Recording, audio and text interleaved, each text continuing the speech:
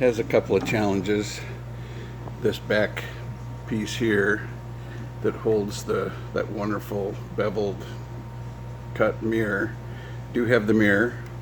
It was broken. It's not a very sturdy piece the way it was built right here.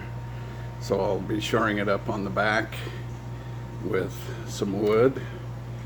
It has this wonderful, beautiful little shelf and this little ornate little dragon piece that stood under it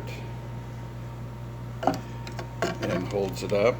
We get that replanted.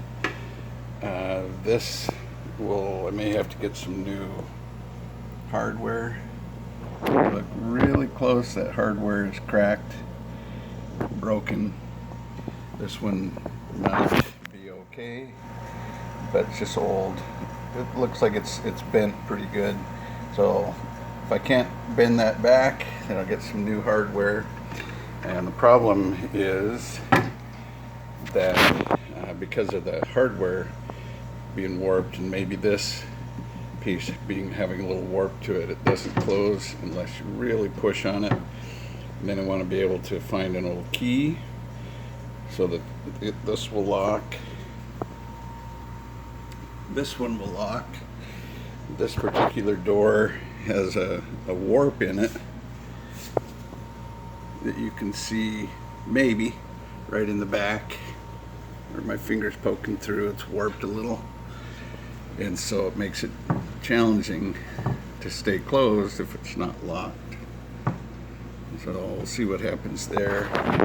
And then as long as I can remember, I think even over at Grandma's place was always the piece of paper in there to hold the lock closed. And the problem with it is there is no lock. It was gone. The inside would technically work. Just have to find an old antique, and they're out there. I'm sure I can find an old antique lock to fit in there. And the inside and the bottom, beautiful curved drawer. It's gonna be a neat looking piece. It'll be a much lighter color when it's done than it is now, but that'll be okay. It'll be all new and updated. Don't know how long it'll take me, but that's the start of it.